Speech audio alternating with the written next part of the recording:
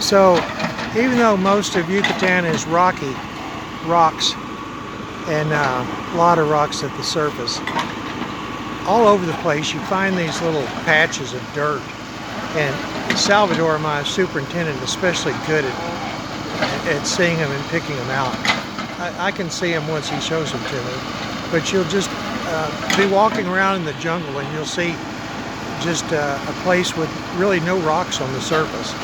And that means that there's, and you can see a lot of dirt on the ground. So what you do is you can go in and dig it up. So this little place right here, this spot that, I don't know, we've taken out not even a meter of dirt on it, but there it is. And that's actually half of it because we've already used half of it to fill in some planting beds. But you just dig it out.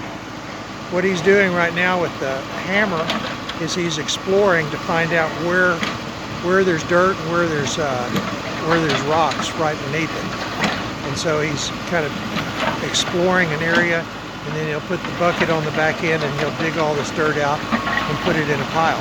It will end up having a small hole. It's large at the surface area, but it's not that deep. And what we'll do is we'll fill this up with rocks that we gathered, small rocks like you see here, and I've got zillions of them. We'll fill it up and then we'll cover the top of that back with a little layer of soil, and you won't even be able to tell we took the dirt out. But that's how we get dirt for the planting beds. Back here in this area here I've cleared probably next week. I don't think we'll get to it this week.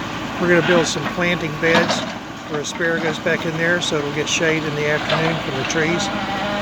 And but first we want to get the dirt out from here, and then we'll put the rocks in, cover it back up, and we'll build the planting beds, have a nice little spot.